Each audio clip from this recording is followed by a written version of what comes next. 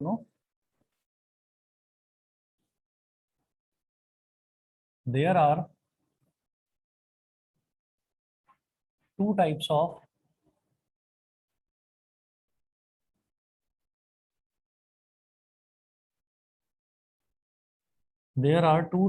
kinetic friction.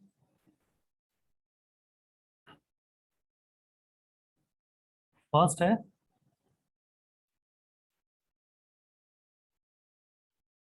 Sliding friction.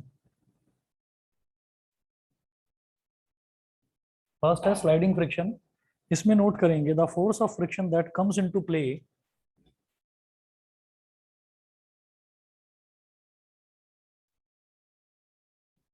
the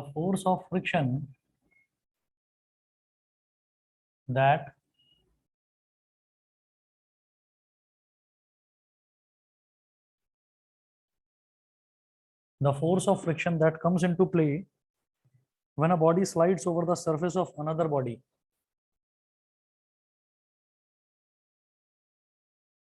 When a body slides over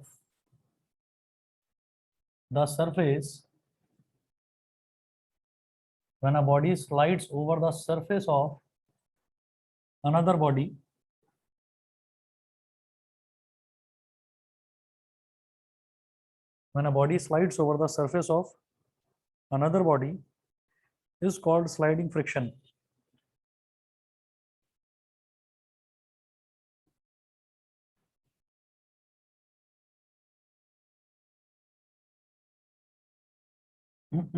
Is called sliding friction.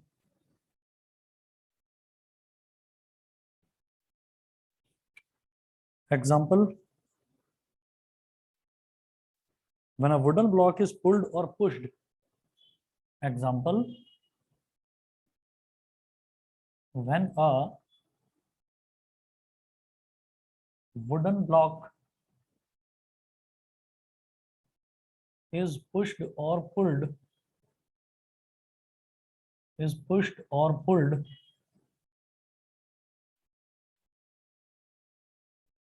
against a horizontal surface,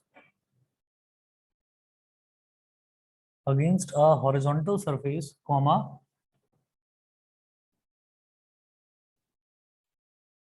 sliding friction comes into play.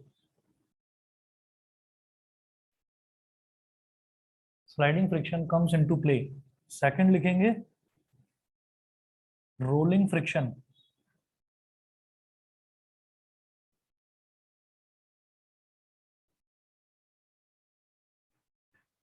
Second लिखिएगा rolling friction.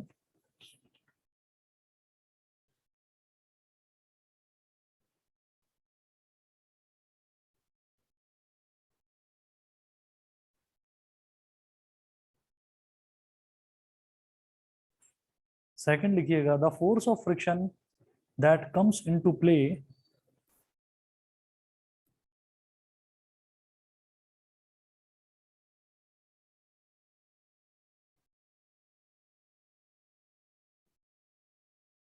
the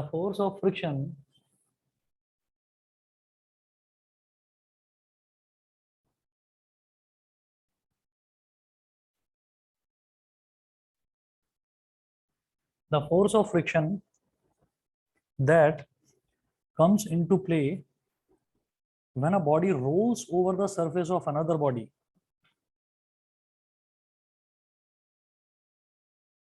When a body rolls over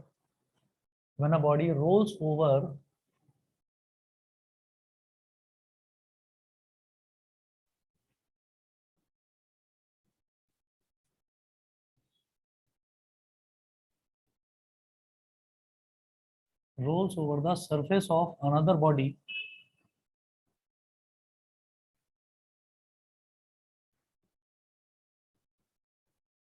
when a body rolls over the force of friction that comes into play when a body rolls over the surface of another body another body is called rolling friction.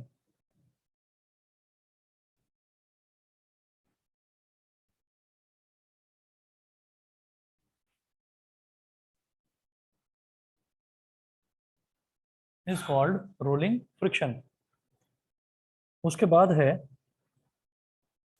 एक question आता है कि rolling friction जो है वो हमेशा sliding friction से कम होता है। ठीक है, इसको दो तरीके से समझाता हूं आपको। आप एक क्वेश्चन लिखेंगे, why rolling friction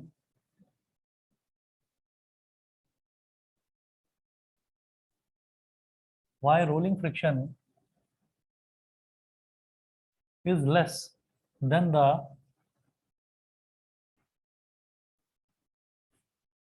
is less than the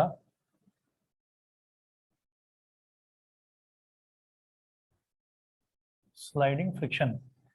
मुझे ये बताना है कि ये जो रोलिंग फ्रिक्शन है ये स्लाइडिंग फ्रिक्शन से कम क्यों होता है। पहली चीज तो यही समझ लीजिए कि रोलिंग फ्रिक्शन क्या है और स्लाइडिंग फ्रिक्शन क्या है। रोलिंग फ्रिक्शन और स्लाइडिंग फ्रिक्शन में अंतर आपको बहुत बेसिक सा अंतर है जो आपको समझ में आ गया होगा कि अगर मान लीजिए एक यहाँ पर एक ये सरफेस है और इसके ऊपर एक ब्लॉक रखा हुआ है, कोई वुडन ब्लॉक रखा हुआ है और मैं यहाँ पर फोर्स लगाता हूँ। ठीक है, तो इसमें क्या है कि एक सरफेस ये नीचे की तरफ है और ऊपर इसके एक वुडन ब्लॉक है। तो वुडन ब्लॉक जो है वो इस सरफेस के ऊपर स्लाइड कर रहा है, ऐसे फिसलता हुआ जा रहा है। ठीक है, तो जहां पर भी स्लाइडिंग होगी यानी कि when a surface moves over the surface when a surface moves over the surface of moves over the surface of another surface, किसी दूसरी सरफेस के ऊपर जब वो ऐसे स्लाइड करता है, स्लाइड्स ओवर द सरफेस, तब मैं बोलता हूँ कि वो जो फ्रिक्शन है हमारा वो स्लाइडिंग फ्रिक्शन कहलाता है।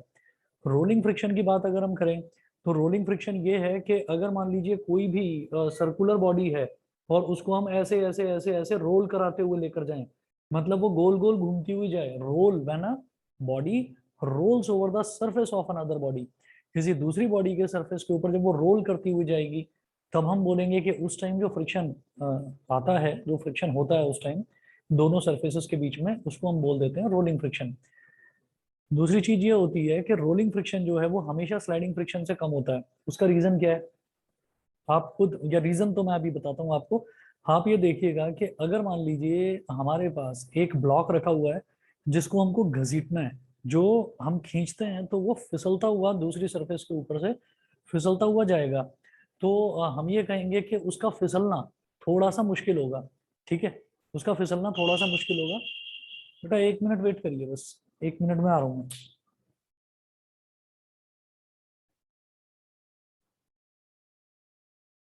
तो अगर किसी भी चीज, कोई ऑब्जेक्ट ऐसे ही रखा हुआ है ग्राउंड पर और उसको मुझे ऐसे ही घसीटना पड़े, तो जब वो फिसलता हुआ जाता है किसी दूसरे ऑब्जेक्ट के ऊपर, तो हमें ताकत ज्यादा लगानी पड़ती है। इसका मतलब क्या है, इसका मतलब ये है कि स्लाइडिंग फ्रिक्शन किसी भी बॉडी को रोकने की ज्यादा कोशिश करता है।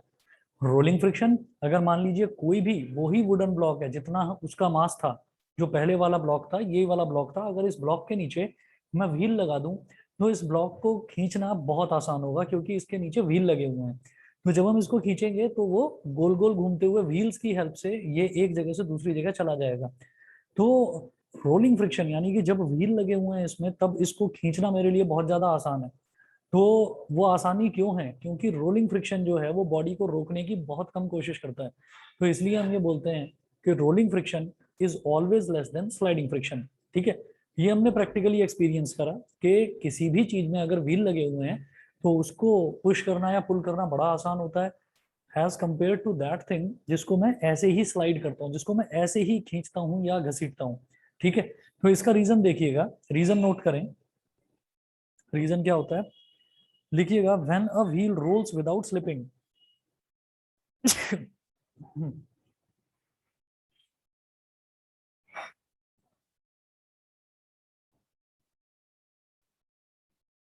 when a wheel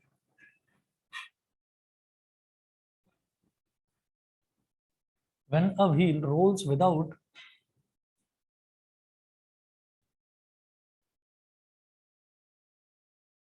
when a wheel rolls without slipping over a horizontal plane,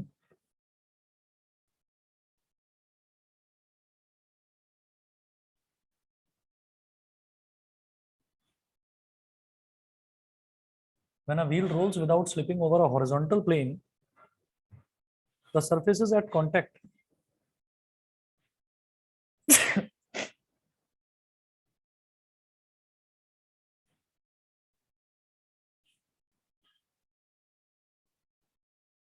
the surfaces at contact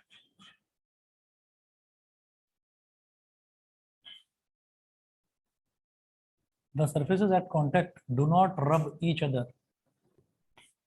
The surfaces at contact do not rub each other. Full stop. The relative velocity of the point of contact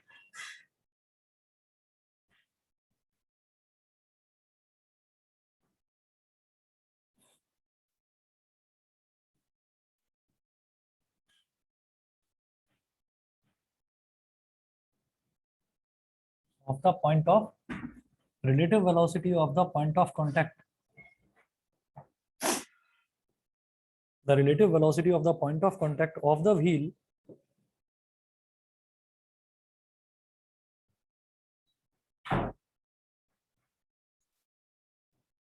with respect to the surface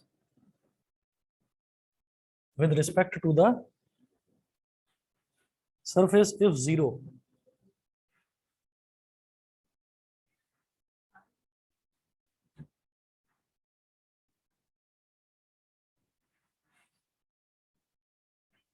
If there is no slipping. If there is no slipping.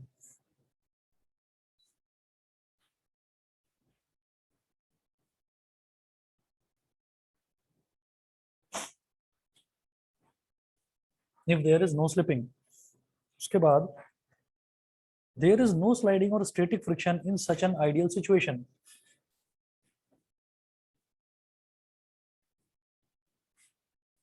There is no sliding or static friction in such an ideal situation.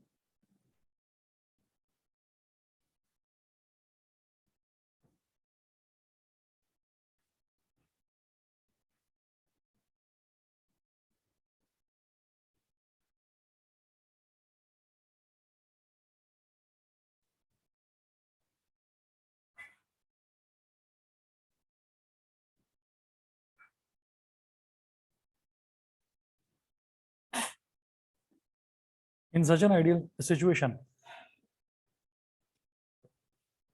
और next point लिखेंगे so we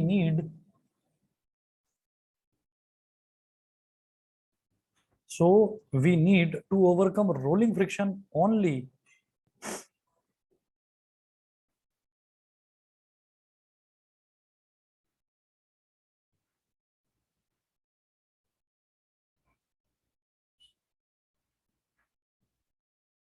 rolling friction only which is much smaller than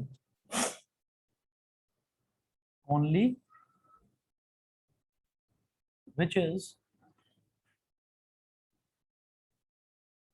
much smaller than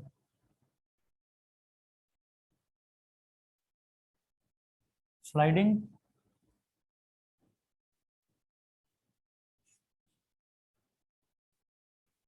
friction. ठीक है, तो अभी ये सारे points मैं आपको समझाता हूँ, 2 मिनट ध्यान दीजिएगा, समझ में आ जाएगा.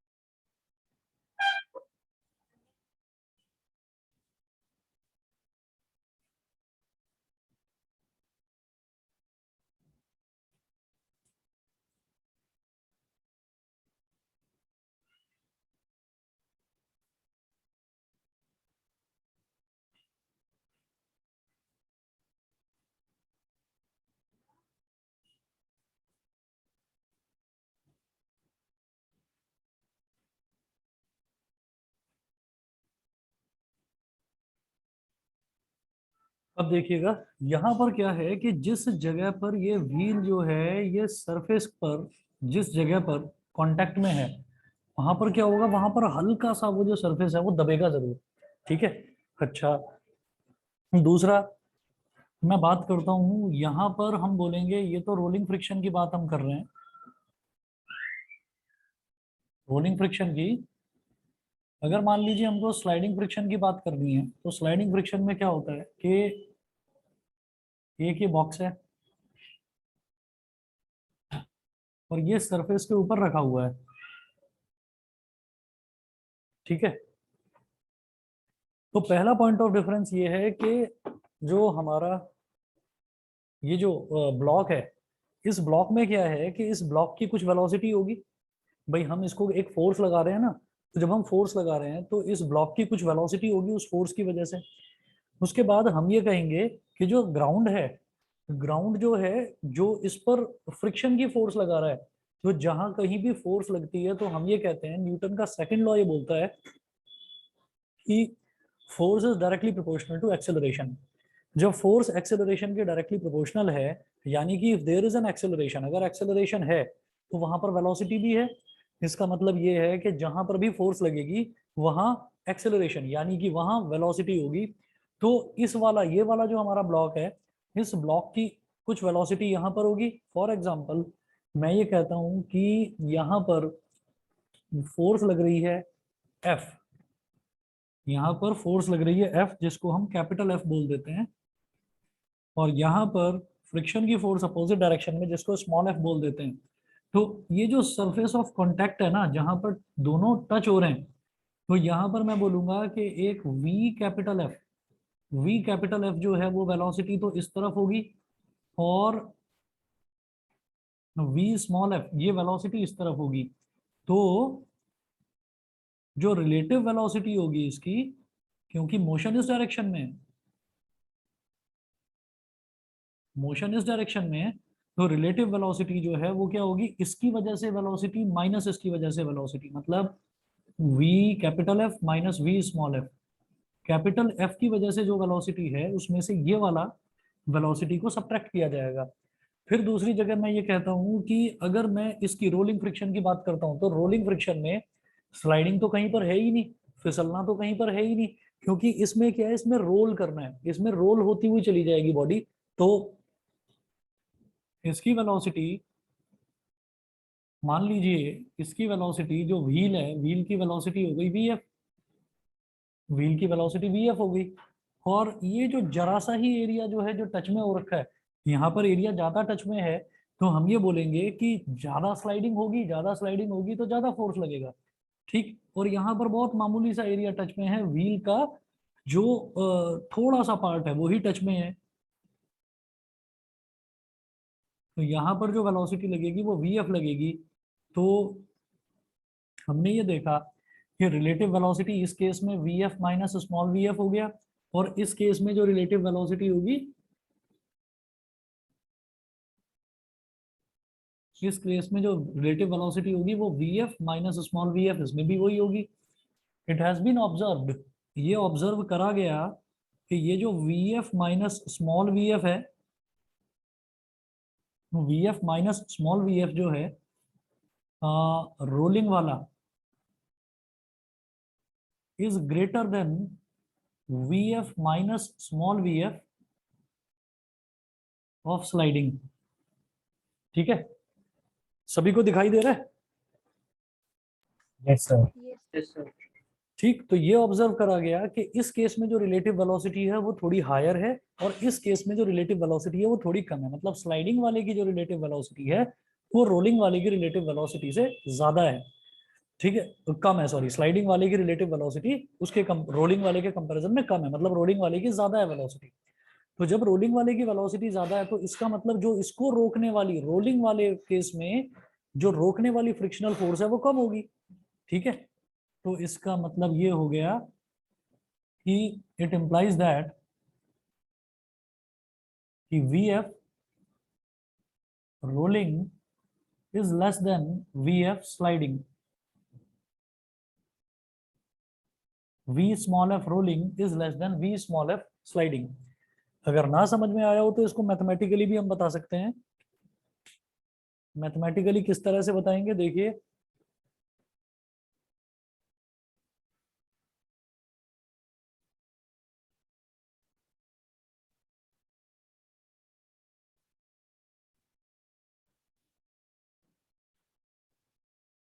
ये जो वी एफ है ये दोनों केस में सेम है, जो वेलोसिटी हम लगा रहे हैं वो दोनों केसेस में सेम है। ठीक है, तो क्योंकि फोर्स सेम है तो फोर्स की वजह से प्रोड्यूस होने वाली वेलोसिटी सेम है।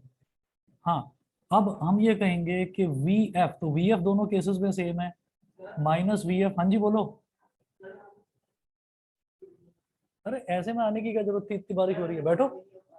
हाँ ठीक है, दरवाजा बंद करो, देखो वो लगेगा बड़ी तेजी से, और यहाँ बैठो। इतनी तेज बारिश हो रही है, मैंने कहा पता नहीं।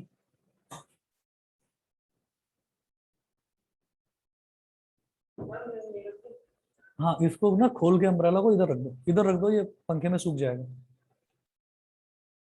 चप्पल गीली है तो उधर उतार दो। हाँ तो उसको उधर उतार दो, लो अम्ब्रेला दिखाओ इधर, अम्ब्रेला मुझे दे दो। वहां बैठो बेटा, 1 मिनट वेट करिए बस।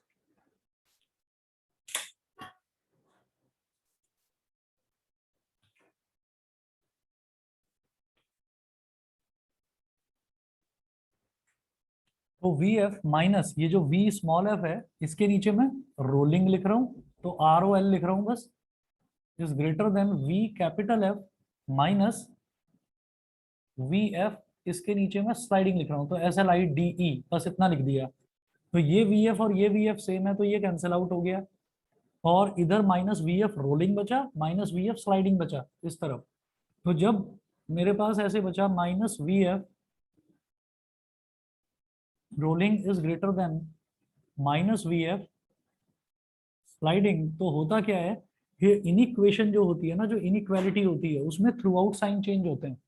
ऐसा नहीं है कि नेगेटिव से नेगेटिव हमने काट दिया, तो ये नेगेटिव का साइन अगर मैं चेंज करूंगा तो ये पॉजिटिव हो जाएगा वी एफ रोलिंग, ये ग्रेटर देन का साइन जो है ये हो जाएगा लेस देन, और ये जो माइनस का साइन है ये भी आपका पॉजिटिव हो जाएगा।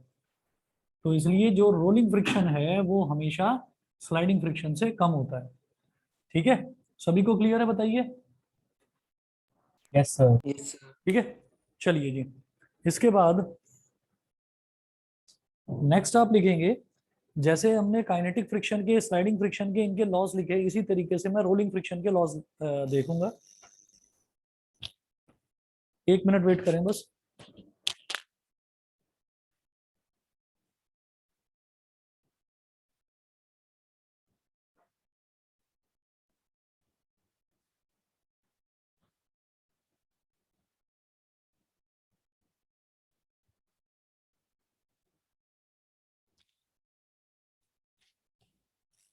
तुम लिखो फैन ऑफ करो।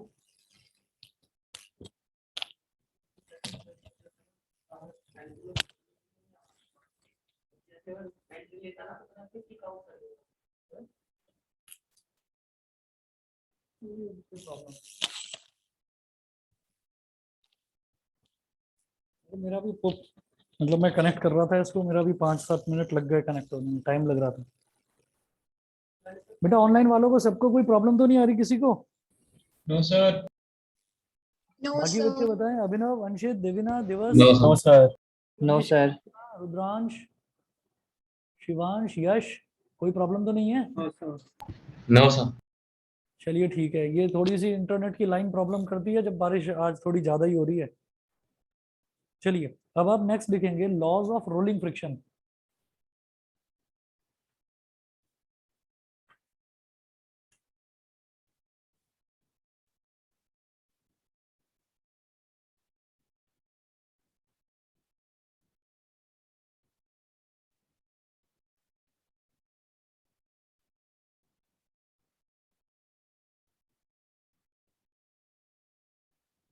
Laws of rolling friction, rolling friction के लॉज जैसे हमने काइनेटिक के देखे, जैसे हमने स्टैटिक के देखे, ऐसे ही रोलिंग फ्रिक्शन के लॉज होते हैं।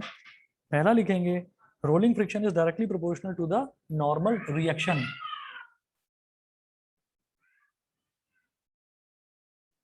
Rolling friction is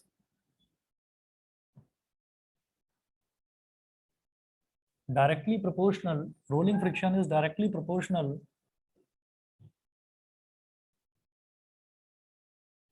to the normal reaction. Rolling friction is directly proportional to the normal reaction. तो rolling friction को हम क्या बोलेंगे? F और सबस्क्रिप्ट में small r is directly proportional to the normal reaction. तो ये तो पहला लॉ है. दूसरा लॉ क्या है? Rolling friction is inversely proportional to the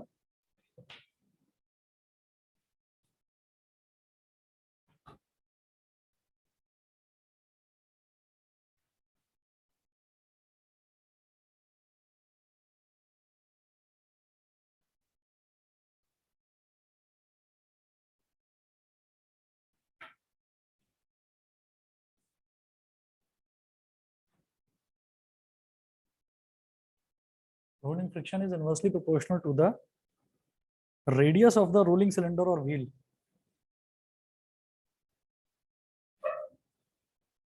Radius of the rolling cylinder or wheel, Fr, is inversely proportional to small r. Small r क्या है? Radius of the wheel. मतलब अगर व्हील का रेडियस जितना ज्यादा होगा ना, रोलिंग फ्रिक्शन उतना कम लगेगा. इसी तरीके से जो आपका नॉर्मल रिएक्शन है वो जितना ज्यादा होगा उतना ही ज्यादा रोलिंग फ्रिक्शन होगा. मतलब उतना ही ज्यादा, जितना ज्यादा नॉर्मल रिएक्शन होगा. नॉर्मल रिएक्शन ज्यादा कब होगा? वो जो व्हील है ना, उस व्हील का वेट जब ज्यादा होगा, क्योंकि वेट से ही तो नॉर्मल रिएक्शन आता है ऊपर की तरफ. तो जितना ज्यादा वेट होगा उतना ज्यादा नॉर्मल रिएक्शन. नॉर्मल रिएक्शन अगर ज्यादा होगा तो व्हील को घूमने में, रोल करने में उतनी ही प्रॉब्लम आएगी. फॉर एग्जांपल आप ये सोचें कि एक कार का व्हील रखा हुआ है, खुला हुआ है ऐसे ही, और एक ट्रक का व्हील रखा हुआ है. तो ट्रक का व्हील जो है वो आसानी से नहीं रोल करेगा. उसको थोड़ा सा फोर्स आपको ज्यादा लगानी पड़ेगी. क्यों? क्योंकि ट्रक के व्हील का वजन ज्यादा है, और वजन ज्यादा है तो इसका मतलब क्या है कि उसका नॉर्मल रिएक्शन ज्यादा है. नॉर्मल रिएक्शन ज्यादा है तो रोलिंग फ्रिक्शन ज्यादा है. इसका मतलब अगर फ्रिक्शन, कोई भी फ्रिक्शन हो, चाहे रोलिंग फ्रिक्शन हो, स्लाइडिंग फ्रिक्शन हो, स्टैटिक फ्रिक्शन हो, कोई भी फ्रिक्शन हो, वो अगर ज्यादा है तो मोशन में उतनी ही ज्यादा प्रॉब्लम आती है. सभी को क्लियर है? यहाँ तक बताइए. Yes, sir. यहाँ तक Yes, समझे? sir. चलिए जी, ठीक है. इसके बाद फिर हाँ, हम एक दो क्वेश्चंस करते हैं. इसके फ्रिक्शन के क्वेश्चन कैसे आते हैं, क्वेश्चन नोट करेंगे. एनसीईआरटी का क्वेश्चन है, a mass of 4 kilogram rests on a horizontal plane. नहीं, अभी मैंने रोलिंग फ्रिक्शन स्लाइडिंग फ्रिक्शन से कम क्यों होता है वो बताया है, और दो तरीके के काइनेटिक फ्रिक्शन होते हैं, एक स्लाइडिंग और एक रोलिंग, वो बताया है. उसके अलावा ये देखें लॉज ऑफ रोलिंग फ्रिक्शन बस.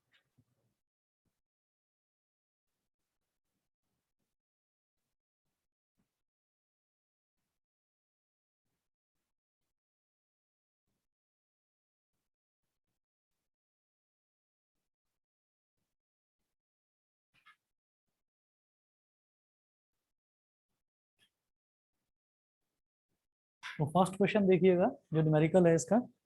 The mass of 4 kilogram rests on a horizontal plane.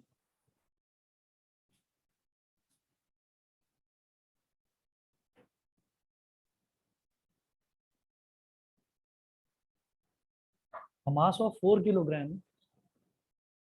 a mass of 4 kilogram rests on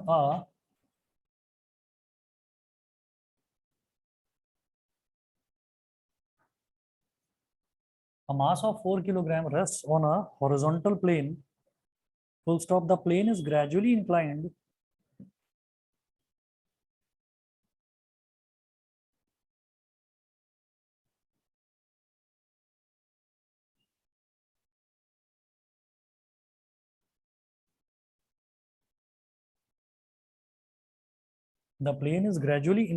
until at an angle theta is equal to 15 degree with the horizontal.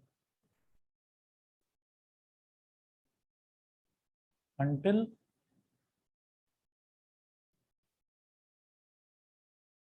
at an angle theta with the horizontal.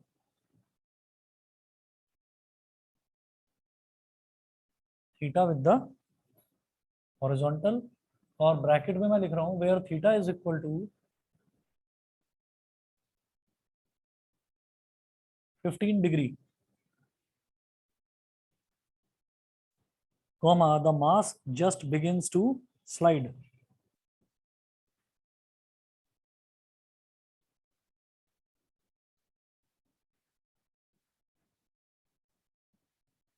the mass just begins to slide.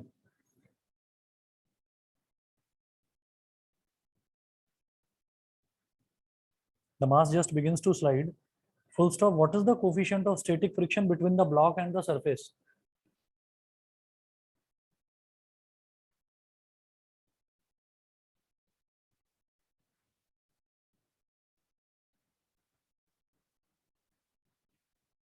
What is the coefficient of static friction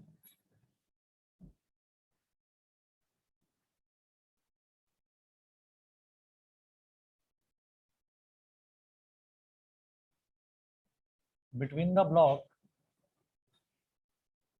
and the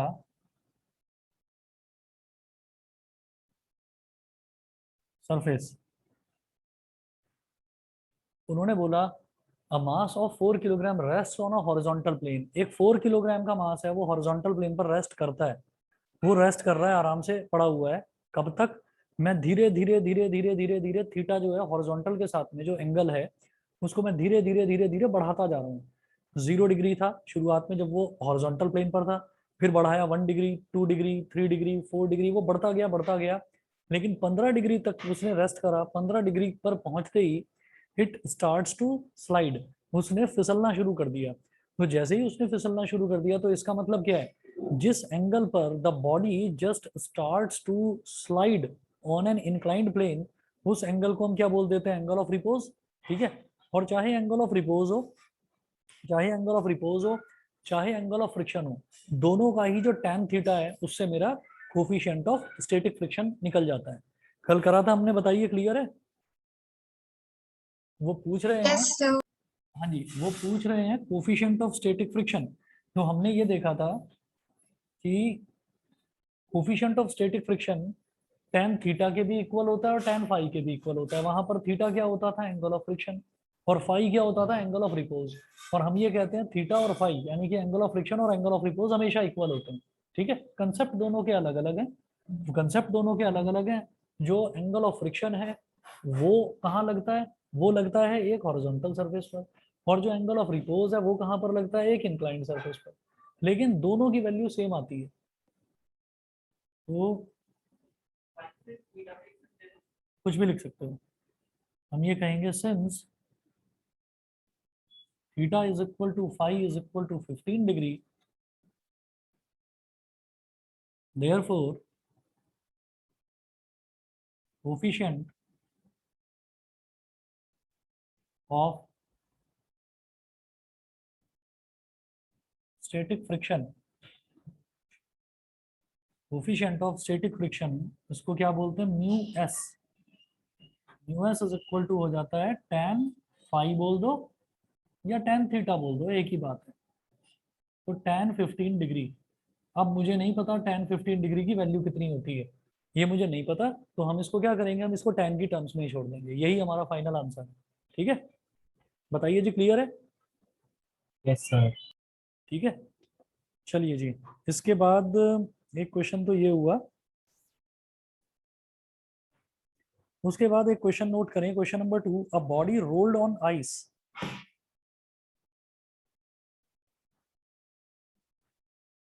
body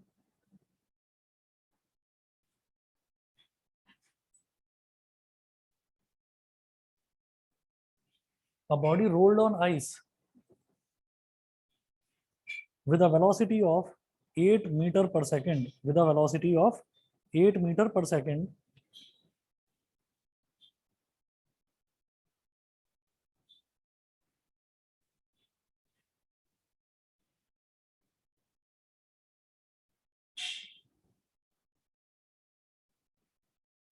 a body rolled on ice with a velocity of 8 meter per second comes to rest after traveling 4 meter.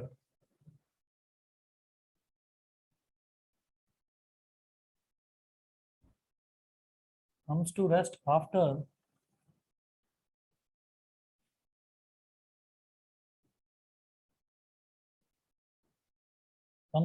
after traveling 4 meter. Full stop. Compute the coefficient of friction.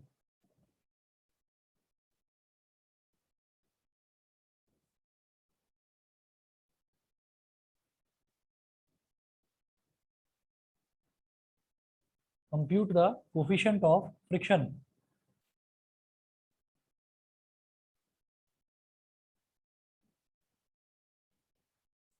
Given g is equal to 9.8 metre पर second square.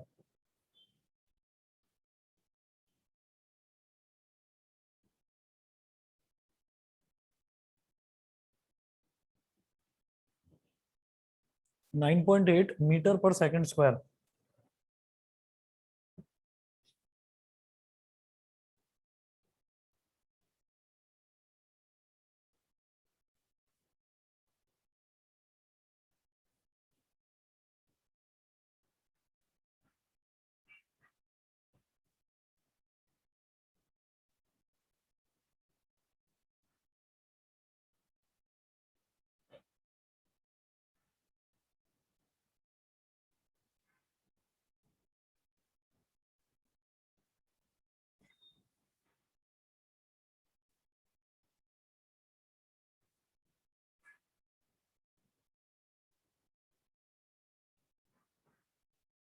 अब देखिए, a body rolled on ice with a velocity of 8 metre पर second. Rolled on ice यानी कि rolling friction लग रहा है। Rolling friction is a type of kinetic friction, यानी कि बॉडी मोशन में है। जब बॉडी मोशन में होगी तो हम काइनेटिक फ्रिक्शन की बात करेंगे। Rolled on ice with a velocity of 8 metre पर सेकंड। ठीक है, ये कुछ चीजें जो है ये सिर्फ और सिर्फ कंफ्यूज करने के लिए दी जाती हैं। देखिए, जो आइस है, आइस के लिए ये कहा जाता है कि आइस के ऊपर रोलिंग नहीं होती, आइस के ऊपर तो स्केटिंग होती है, मतलब स्लाइडिंग होती है। ठीक, लेकिन हार्ड आइस की बात कर रहे होंगे, इन्होंने सीधा सीधा रोलिंग कहा है। रोलिंग कहा है तो हम काइनेटिक फ्रिक्शन को ही मानेंगे। रोलिंग फ्रिक्शन जो है वो दो तरीके के, सॉरी, काइनेटिक फ्रिक्शन दो तरह के होते हैं, रोलिंग होता है और स्लाइडिंग होता है। ठीक है, लेकिन आते तो दोनों काइनेटिक फ्रिक्शन की कैटेगरी में, मोशन तो दोनों में ही होता है। तो वो रोल करे या स्लाइड करे उससे कोई फर्क नहीं पड़ने वाला। यहाँ पर उन्होंने सिर्फ ये पूछा है, find the coefficient of friction. ठीक है, कोफिशिएंट ऑफ फ्रिक्शन उन्होंने पूछा है। तो जब हम कोफिशिएंट ऑफ फ्रिक्शन की बात चल रही है तो मोशन में है ना बॉडी, तो रोलिंग से या स्लाइडिंग से कोई लेना देना नहीं है। जब मोशन में बॉडी है तो इसका मतलब ये है कि हमको यहाँ पर जो फ्रिक्शन है वो काइनेटिक फ्रिक्शन की ही बात हो रही है। वो वैसे भी पता है क्योंकि बॉडी मोशन में है। तो वेलोसिटी क्या है, जो उसकी बॉडी की वेलोसिटी है वो दे रखी है 8 मीटर पर सेकेंड, यानी कि ये मुझे इसकी इनिशियल वेलोसिटी गिवन है 8 मीटर पर सेकेंड। उन्होंने बोला है it comes to rest. Comes to rest का मतलब क्या है, उसकी फाइनल वेलोसिटी 0 है, तो v is equal to 0 metre पर सेकेंड। अच्छा, वो 8 मीटर पर सेकेंड की स्पीड से रेस्ट में आ जाती है बॉडी कितनी देर में, 4 मीटर डिस्टेंस ट्रेवल करने के बाद। तो इसका जो डिस्टेंस है वो हो गया 4 मीटर। तो मेरे पास v है, u है, s है। मेरे काम की चीज a है, मुझे टाइम निकालने की जरूरत नहीं, मुझे तो एक्सेलरेशन निकालना है। क्यों निकालना है अभी बताता हूँ आपको, देखिएगा। By third equation of motion,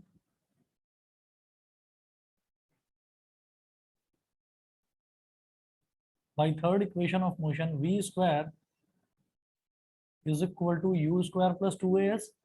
v square मतलब 0 स्क्वायर, u स्क्वायर मतलब 8 का square plus 2 into a into 4। 0 is equal to 64 plus 8a। 64 को इधर ले आओ, minus 64 is equal to 8a। 8 8 ज़ा 64, a is equal to minus 8 metre पर second square. ठीक है, negative sign shows that it is retardation। ठीक है, body is coming to rest, ये नेगेटिव साइन से ये चीज समझ में आती है। और इसके बाद वो आपसे पूछ रहे हैं कोफिशिएंट ऑफ फ्रिक्शन। तो हाँ, हाँ यही तो है।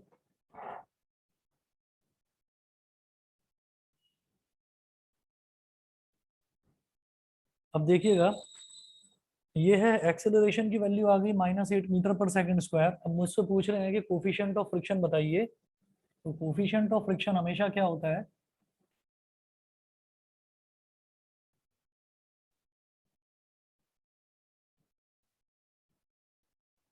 Frictional force upon normal reaction. ठीक है, तो कोफिशिएंट ऑफ फ्रिक्शन को मैंने बोल दिया mu. Mu is equal to frictional force upon normal reaction. Frictional force क्या होगा भाई, जिस फोर्स के साथ में बॉडी आगे चल रही है, ठीक। तो हम ये कहेंगे कि जो फ्रिक्शनल फोर्स है, फ्रिक्शनल फोर्स क्या होगा, ये फ्रिक्शन उसको रेस्ट में लेकर आ रहा है ना, ये फ्रिक्शन उसको रेस्ट में लेकर आ रहा है, तो मास इनटू एक्सेलरेशन ही तो होता है फोर्स। तो हम क्या बोलेंगे, mass into acceleration upon normal reaction जो है, वो नॉर्मल रिएक्शन क्या हो जाएगा, mass into acceleration due to gravity. ये हो गया, तो मास से मास कैंसिल आउट हो गया। मुझे कोफिशिएंट निकालना है फ्रिक्शन का। मुझे मालूम है कि कोफिशिएंट ऑफ फ्रिक्शन जो है वो opposite direction of motion, motion के अपोजिट डायरेक्शन में ही फ्रिक्शन काम करता है। तो इसका मतलब मुझे यहाँ पर ए नेगेटिव लगाने की जरूरत नहीं है, ए की वैल्यू सीधा सीधा आप 8 लिखें और जी की वैल्यू हो गई 9.8। 8 अपॉन 9.8, इसको सॉल्व करेंगे तो ये 0.7 समथिंग आना चाहिए। 8 अपॉन 9.8 नहीं, ये आएगा 0.81, 0.816, 0.816। और कोफिशिएंट है तो कोफिशिएंट एक रेशो होता है, इसकी कोई यूनिट नहीं होती। बताइए जी, इतना क्लियर है सबको? Yes, sir. ठीक है, यश, शिवांश, रुद्रांश बताइए, क्लियर है? Yes. Yes, sir. Rudransh, Rudransh clear है कि नहीं? Yes, sir. ठीक है,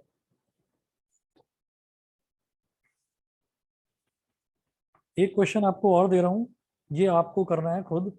determine the maximum acceleration of the train, of a train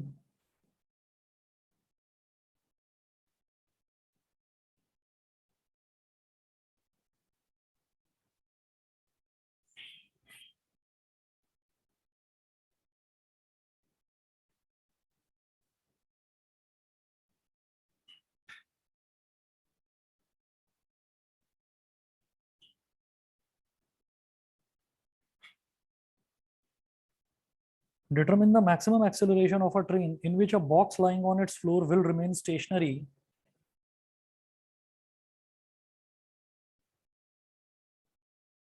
in which a box lying on its floor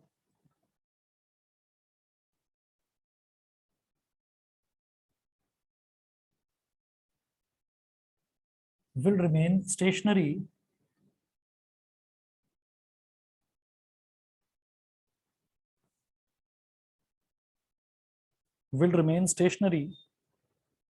given that the coefficient of sliding friction between the box and the train's floor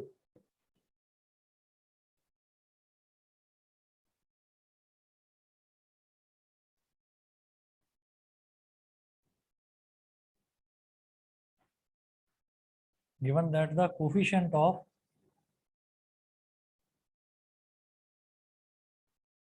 sliding friction, static friction, sorry, stationary है ना, तो static friction,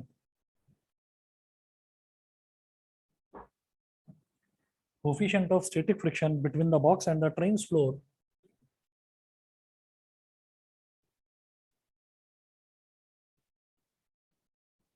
between the box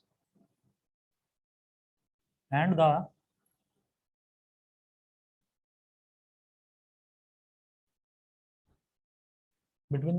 the train's floor is 0.15, is 0.15, full stop. Take g is equal to 10 meter per second square. Take small g is equal to 10 meter per second square.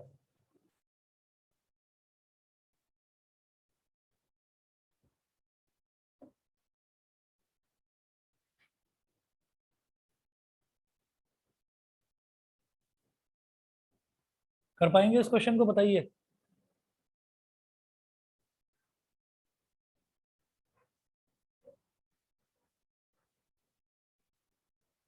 चलिए मैं करवाता हूं।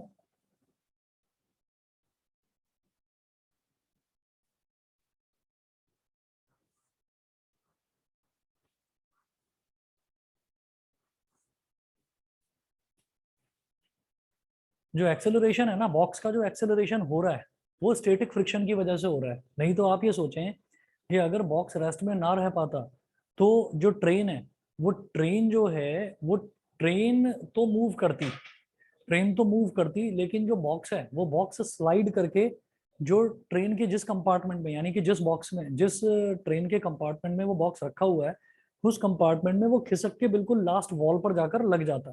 ठीक है, तो acceleration box का नहीं होता। समझ रहे हैं? तो आप ये समझिए कि उसका एक्सेलरेशन सिर्फ और सिर्फ इस वजह से हो रहा है क्योंकि स्टैटिक फ्रिक्शन ने उसको रोक रखा है, ट्रेन के फ्लोर से चिपका रखा है।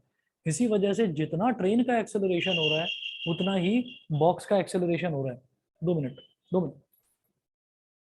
इसलिए जितना ट्रेन का एक्सेलरेशन हो रहा है उतना ही बॉक्स का एक्सेलरेशन हो रहा है। ये सबको समझ में आ गया? अंशित, सही है आंसर तुम्हारा। भाई मेरी बात बताइए, सभी को क्लियर है? Yes, sir. ठीक है, तो आप इसी चीज को एक लाइन में लिख लीजिए। नहीं समझे? बॉक्स वाला नहीं समझे? देखो मैं ये कह रहा हूँ कि जो भी जैसे मान लीजिए बॉक्स है, तो बॉक्स ट्रेन के एक कंपार्टमेंट में रखा हुआ है। अब ट्रेन धीरे धीरे धीरे धीरे स्पीड उसकी बढ़ रही है, उसकी स्पीड बढ़ रही है, यानी कि उसमें एक्सेलरेशन है। जब उसमें एक्सेलरेशन है तो क्या होता है कि अगर स्टैटिक फ्रिक्शन कमजोर पड़ जाता, स्टैटिक फ्रिक्शन ज्यादा नहीं होता, तो वो रोल, मतलब वो जो है वो स्लाइड करके ट्रेन आगे की तरफ चली जाती और वो खिसक के पीछे की तरफ चला जाता, जो बॉक्स है। लेकिन स्टैटिक फ्रिक्शन बहुत ज्यादा है बॉक्स में और ट्रेन के फ्लोर के बीच में, तो इस वजह से उसने बॉक्स को रोक रखा है स्टैटिक फ्रिक्शन में। और जब स्टैटिक फ्रिक्शन ने बॉक्स को अच्छे से रोक रखा है, मतलब ट्रेन के फ्लोर के साथ चिपका रखा है, तो इसका मतलब क्या है कि जब ट्रेन मूव कर रही है तो ट्रेन के साथ साथ वो बॉक्स भी उतने ही एक्सेलरेशन से मूव कर रहा है। तो सिर्फ और सिर्फ स्टैटिक फ्रिक्शन की वजह से ही बॉक्स उतने ही एक्सेलरेशन से मूव कर रहा है जितने एक्सेलरेशन से ट्रेन मूव कर रही है। ठीक, इस चीज को आप नोट कर लें। हाँ यश, तुम्हारा भी ठीक है। अंशित और यश दोनों का ठीक है आंसर। आप बस इस चीज को लिख लें, acceleration of the box is due to static friction.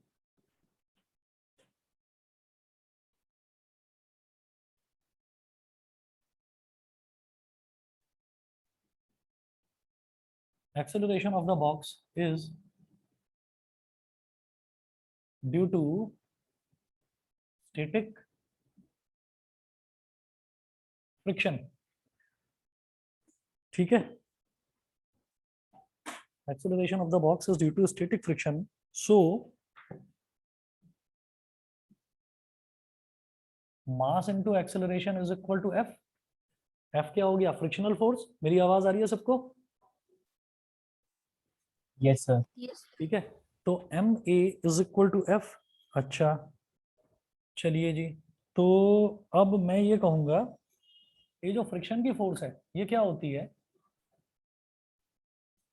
इसको मैं ये कह सकता हूं कि mu S is equal to F upon R होता है।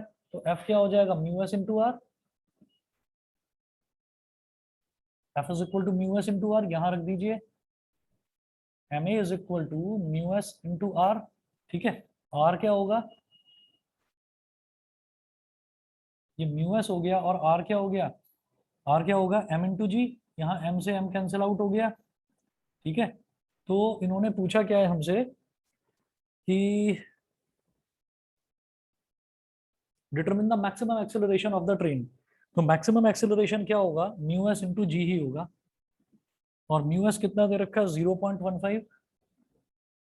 और इन्होंने बोला है कि जी को आपको लेना है 10 मीटर पर सेकंड स्क्वायर। तो ये हो गया 1.5 मीटर पर सेकंड स्क्वायर। सभी को क्लियर है? बताइए, बताइए बेटा, सबको क्लियर है? समझ में आ गया? Yes, हाँ sir. ठीक है, चलिए जी, फिर आज इतना ही करते हैं। नेक्स्ट टॉपिक आपका अगली क्लास में करेंगे मंडे को, यानी कि परसों। कल का ऑफ रहेगा। ठीक है, चलिए जी। और शाम को मैथ्स वाले बच्चों के लिए शाम को क्लास आपकी नॉर्मल टाइम पर है, 5:30 बजे। जो मैथ्स की क्लास है वो अपने टाइम पर है। चलिए जी, okay Thank you, sir. Okay.